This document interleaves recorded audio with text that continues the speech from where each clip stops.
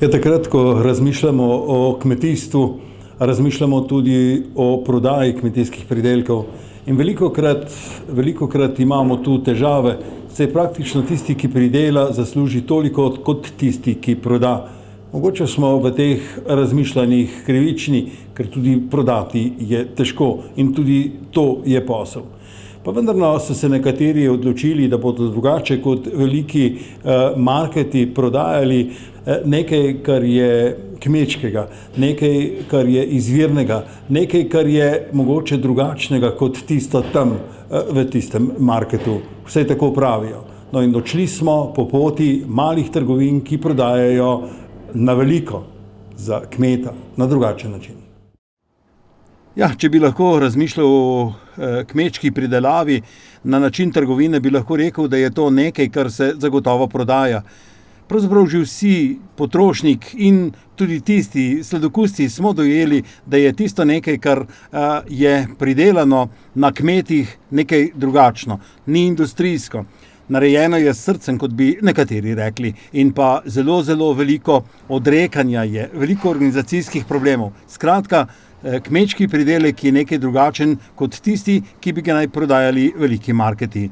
Tudi to ni povsem res. Namreč gre za to, da veliki marketi lahko v samo prodajo svojih pridelkov, izdelkov, lahko vlagajo v milijone in milijone dolarjev denarja za promocijo, da pa ti majhni kmetje izjemno težko pridejo do kakršnekoli promocije. In prav zaradi tega gre. Ta promocija gre samo lahko rečemo, izvira samo iz verodostojnega poskušanja nekih pridelkov od ust do ust, tako kot se je nekoč vse skupaj prenašalo. Da pa bi bilo vse skupaj organizirano, so se na Grmu Centru biotehnike in turizma zorganizirali in začeli razmišljati, zakaj pa ne bi mi samo sami prodajali. In seveda, vse se poznate tisto, pridelati, predelati, tržiti. In to trženje je vtkano tudi v samo izobraževanje in prav zaradi tega so pripravili povsem nov program oziroma direktno na trgu se bodo poskusili s takimi prodajalnami. No in poslušajmo. Na Grmu Centru biotehnike in turizma snujemo v okviru konzorcija biotehniških šol Slovenije neki sistem grozdov, mi pravimo inkubatorski sistem, zadružni sistem tako proizvajalcev kot tudi potrošnikov.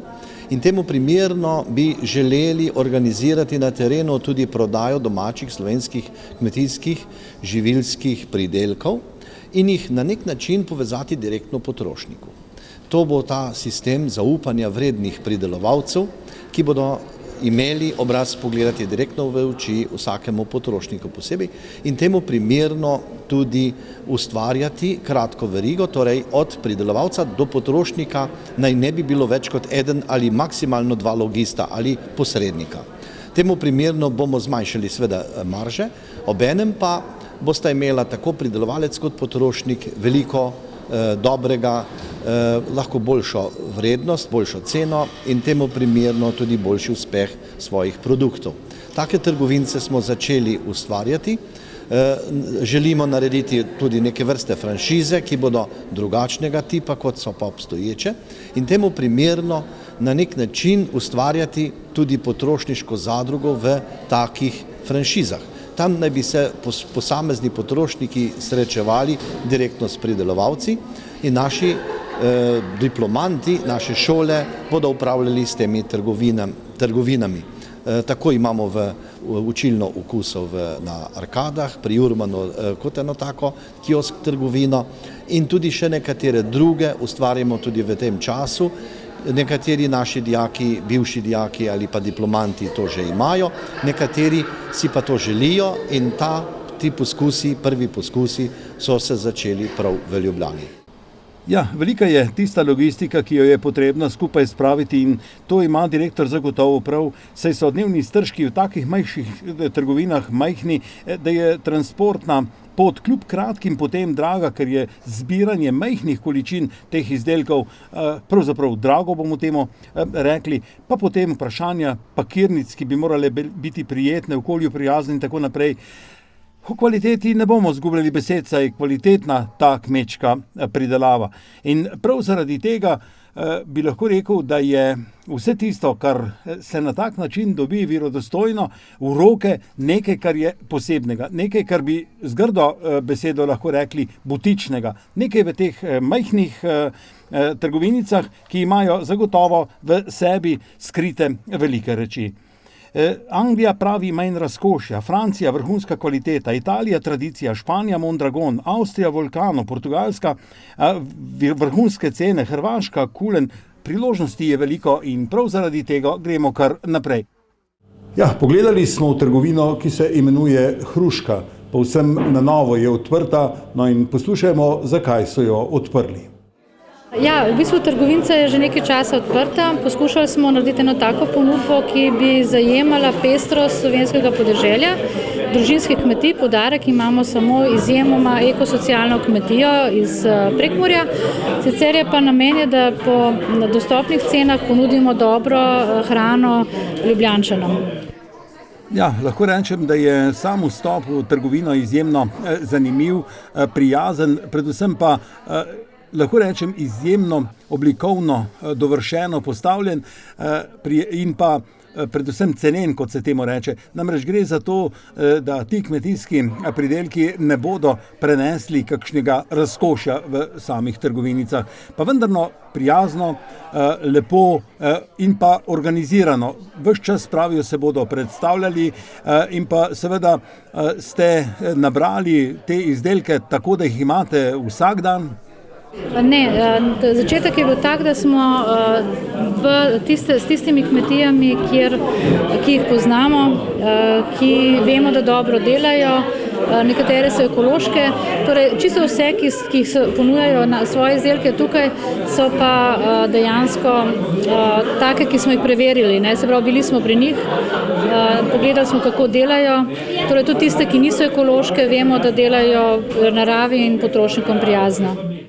Ja, temu bi lahko rekel sezonski značaj neke določene pridelave, ker namreč, če hočemo pridelavo organizirati na drugačen način, moramo zbirati večje količine in jih na cenen način hladiti v hladilnicah, v zato pripravljenih skladiščih in vendar to ne bo možno. Zato se bo v takih trgovinicah verjetno našlo tisto, kar ima nek trajen karakter, shranjevanja ali pa sezonsko pridelana ta zelenjava, pridelki, predelki in tako naprej. No in vas vprašam, kako boste vi imeli še enkrat vse tisto vsak dan, 365 dni v letu? No, na prvi strani, naši spletni strani najprej piše, da tu ne boste dobili vsega. In to tudi vsakemu povemo in po prvih odzivih stranke tudi ne pričakujejo, ker to vejo, pač takrat grejo v veleblagovnice ali pa kamorkoli. Tukaj bojo tisto dobili, ker že iščejo dolgo časa, se pravi, da vejo točno, da zaupajo, odkot prihaja, na kakšen način je pridelano. Mi imamo tudi v vsaki zadevi lahko povemo, kako se pripravlja, dajemo tudi recepte, kako naj uporabijo ta živila. Dobijo informacije, to je več kot recimo samo nakup, ko iz police v košaro daš, tukaj gre za pogovor, vzamemo si časa in tako kot danes bomo še nadaljevali, bojo ponudniki se sami predstavljali in bojo iz prve roke lahko tudi povedali, kako proizvajajo, kakšen je njihov izdelek, zakaj je drugačen. Tukaj je res visoka kakovost, znano poreklo in to je tisto, kar nas loči od večine trgovin. No, zanimivo ime ste si izbrali, Hruška, v centru Ljubljane. Zakaj je temu tako? Ja, ime je Hruška in sicer ni naključje, ker je ta vas Hrušica. Se pa nahajamo v delu nekdanjega hleva, bil je to goveji hlev, no nekaj časa ni bilo kmetije tu, zdaj pa je mladi lastnik spet začel kmetovati in sicer je v postopku preusmeritve v ekološko kmetijo in poljedelstvo. Se pravi, mi imamo lastne moke, žita, ajdo, buče, celo bučno olje, čeprav smo kilometre stran od območja bučnega olja. Tako da smo pač tukaj nekako nas najlažje najdejo in na ta način bomo nadaljevali. Gre pa to za kmetija? Kmetija je, tako kmetija Korbar. Tudi v Plečnikovih arkadah prodajajo, tu nekoliko drugače. in tudi z drugo zamislijo. No, in poslušamo zakaj. Ja, če smo prej o direktorjevi predstavitvi namena, kako na kakšen način organizirati trgovine govorili, a o prvi trgovinici, ki je kontejnerska nastanitev vsega, kar se prodaja, pa smo potem v drugem koraku šli korak naprej, oziroma šla je v to izgradnjo te trgovinice v Plečnikovih arkadah na ljubljanski tržnici, ljubljanska, mariborska in novomeška šola, in skupaj so zgradili nekaj, kar naj bi bilo pravzaprav zasnovano po vseh standardih dobre prodajalne. Gre za izvirnost, torej Plečnikove arkade so bile namenjene sami prodaji na nekoliko drugačen način, kot je to na tržnici. Znotraj tega so ohranili do zadnjega momenta celotno Plečnikovo stvaritev, zasnovali vse skladno, kot se to temu reče, tudi v tem etnološkem, kulturnem smislu, in pa istočasno upoštevali tendence Ljubljane, ki pravi, da bo dala mesto za prodajo samo tistim, ki bodo najbolj izvirni, ki bodo najbolj verodostojni in ki bodo v resnici kvalitetni. Tu so se podali na težko pot poučevanja učencev in študentov, seveda, in ta trgovina je nekaj povsem drugega in drugačna pot. No, in poslušajmo. Smisel te učilne je na eni strani učni prostor za naše dijake pa študente na praksi, da jih naučimo praktičnih veščin, katere potrebujejo v današnjem času za prodajo in prezentacijo kmetijskih pridelkov in izdelkov. Na drugi strani pa to tudi učni prostor za potrošnika, kjer jih naučimo fair trade odnosov v verigi ter vseh ostalih pomembnih zadev, ki so povezane predvsem s slovenskimi izdelki in z lokalno kvaliteto. Ja, 3 šole so se zbrale skupaj in zastavile nek dober namen izobraževanja učencev in študentov na drugačen način. In znotraj tega ne samo prodaja, tudi priprava samih izdelkov, jedi, kot se temu reče, in to v tako eminentnem okolju, kot je ljubljanska tržnica, kot so Plečnikove arkade. No, pa vi povejte, kdo vse je poleg. Tukaj so 3 srednje šole, Grm Novo mesto kmetijska šola, BIC Ljubljana ter Piramida Maribor. Mi smo partnerice na projektu, je pa projekt v bistvu osmišljen v okviru konzorcija biotehniških šol. Ja, v tem našem primeru, novomeškem, ljubljanskem in mariborskem, gre za možnost, da sami odločajo o kvaliteti. Namreč vse, kar se pridela, se potem tudi predela na šolah in o kvaliteti ne gre dvomiti, saj je njihov cilj pravzaprav nekaj, s čimer se bodo tudi šole promovirale. In tu gre predvsem za to, ali bo kupec sprejel tak način prodaje in kako je potrebno vse skupaj pripraviti. Pri vseh izdelkih, ki jih predelujemo, je potrebno vedeti, da odloča marsikaj. Pri medu recimo pasišča, pri tradicionalni pridelavi nekaj, kar je izvirnega, savinjski želodec, ja, tega ne morejo pridelovati v kmetijskih šolah. Lahko pa pridelujejo recimo pohorski bif, kakor pravijo temu. Potem je tu sezonski značaj, ne bo vedno vsega v sami trgovini. Tudi organiziranje samih prevozov v tako majhnih količinah je težko, ampak vendarno, ker gre za izobraževanje, tudi to ni škoda. No in poslušajmo naprej. Izdelki so pa, glavnina izdelkov so proizvodnja naših šol.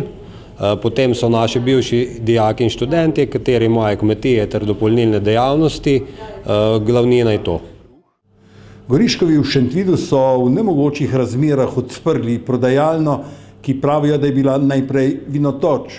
Tudi po vseh artiklih se vidi, da je to res temu tako. Pa vendarno gre za kmetijske pridelke.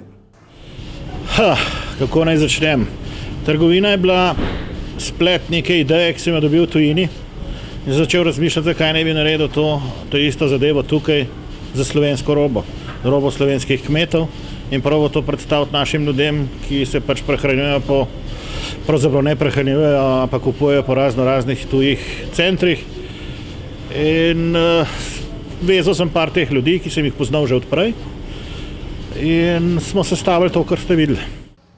Poglejte, gospod Gorišek, vem, da se kar dolgo časa že ukvarjate s trgovino in da je to nekaj, v čemer vidim, da uživate in da ste skupaj spravili pravzaprav nekaj, kar je prvinsko iz kmečkih dvorišč, iz podeželja, iz katerega tudi nenazadnje vi Ljubljančan izhajate.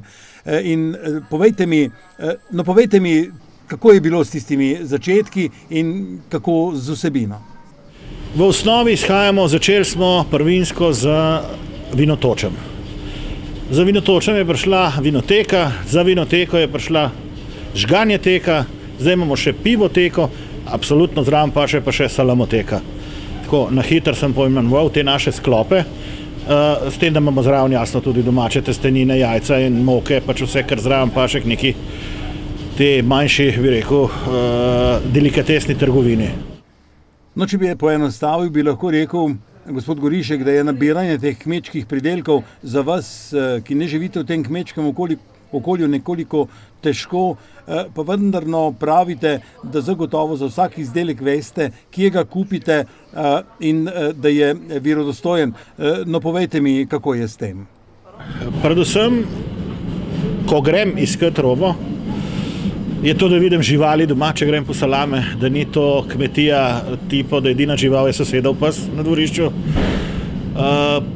Preizkušam jo, dam prijateljem, nekako ocenimo, vsaj pri vinih je tako, kaj je res dobro, zato ker skušamo prodajati slovensko kvaliteto in Slovenija jo ima definitivno in to zelo visok, bi rekel, raven, če najdeš te prave proizvajalce.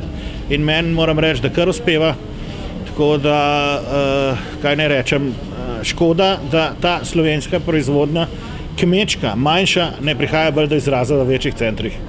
Jaz mislim, da ravno to je glavni vzrok, ker si sam nisem mogel privoščiti prostora na tržnici in enostavno z vsem temi mojimi izkušnjami v življenju, ki jih imam s podjetništva ali pa trgovine, sem se odločil, da grem probati narediti trgovino pod enim večjim trgovskim centrom, ki je prodaja nizko razredno robo.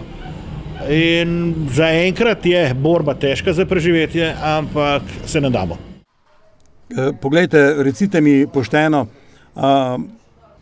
vi ste po duši tudi trgovec, bom temu rekel, in tudi poznate vse tisto, kar je znotraj tega trgovskega. Sam se bojim, da so ti začetki težki in da mogoče nekateri celo podcenjujemo ta trgovski pristop, trgovanje, poznavanje vseh tistih zakonitosti, ki znotraj same trgovine so. No, kako vi mislite, da je to nastajanje teh malih trgovinic po Sloveniji nekaj novega? Je to zanimivo, ni zanimivo? Jaz mislim, da to so, saj jaz upam, dobri začetki, ker ideje so, še sem videl že po ostalih delih Slovenije. Moram reči, da me je zelo impresionirala ideja, ki sem jo slišal v šoli Grm v Novem mestu. Ideja je zelo dobra, ta njihov način zbiranja, se pravi učencev, ki so nekaj bili na tej šoli, danes jih pa zbirajo v nek sklop, ki ne bi se pojavil v trgovini, in ta ideja se mi zdi fantastična. In mislim, da to ima budućnost pri nas, ker slovenski kupec je dober kupec in zna oceniti, kaj je kvaliteta. Poglejte, če bi lahko rekel nekaj, bi lahko rekel to, namreč izjemno kvalitetne, vrhunske robe, o kateri vi govorite, pravzaprav v Sloveniji ni veliko. In vse je praktično prodano. Vse, kar je dobro, je že vnaprej prodano. Tudi veliki marketi se ozirajo po teh izdelkih. Ne mislite, da je dobro, kvalitetno blago težko kupiti in pridobiti za prodajo v vaši trgovini? S tem se moram strinjati, da tista roba, ki je kvalitetna, se pač proizvaja v manjših količinah in to je večni problem slovenske dobre robe, da enostavno na tuj trg za tem količinam, ki se, naprimer, če rečem salame, prave slovenske, dolenjske salame, svinjske, enostavno ne dobiš toliko, da bi jo lahko plasiral kamorkoli, še tukaj mi jo zmanjka. Zato imam več dobaviteljev, več kmetij, kar ni nič narobe, tako imam vsaj skozi kvaliteto. In jaz mislim, da, tako kot ste rekel, te robe je premalo, ampak govoriva o pravi domači kmečki salami, ne govorimo o industriji.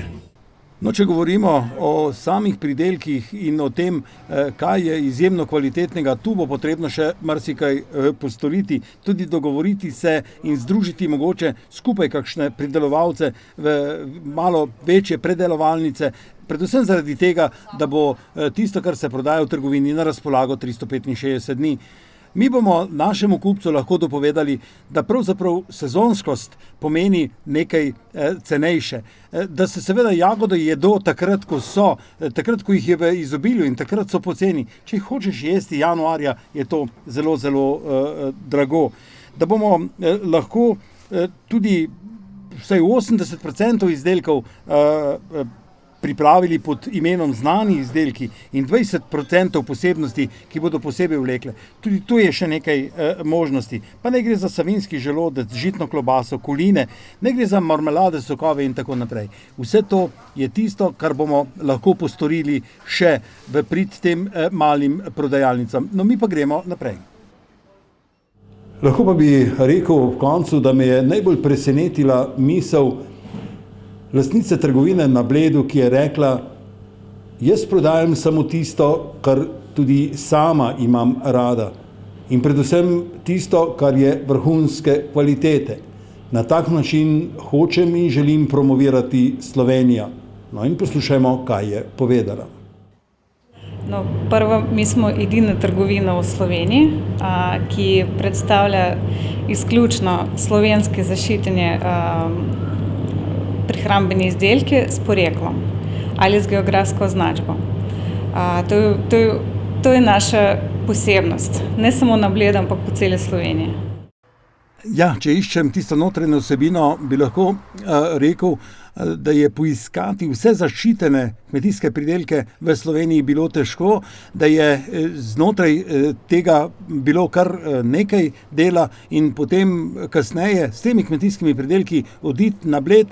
No, to je bilo, lahko rečemo, nekaj, kar bi bilo lahko Slovencem v ponos. Ali pa, da se zamislijo ob tem. No in zakaj ste zbrali Bled? Povejte vi. To, da smo zbrali destinacijo Bled, predvsem smo namenjeni tujim obiskovalcem, da predstavimo Slovenijo, predstavimo njene dobrote. Med drugim smo pa tudi namenjeni domačim obiskovalcem in veliko na tem delamo. Se pravi,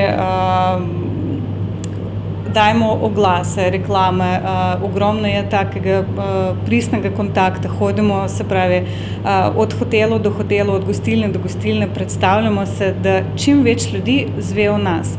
In to predvsem ne zaradi komercialnega pomena, ampak zaradi tega, da ljudi vejo, da smo tukaj, da so ponosni na nas, da znajo ceniti svoje tradicije in da sploh vejo, kaj imamo.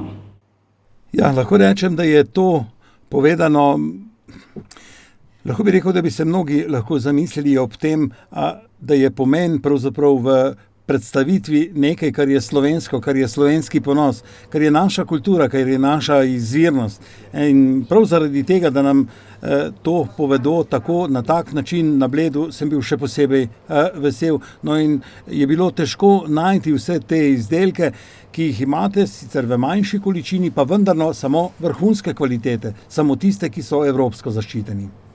Ni bilo to težko najti, zato ker ta informacija je javna. Je vse to objavljeno na spletnih straneh Ministrstva za kmetijstvo, ker vsi naši proizvajalci so certificirani.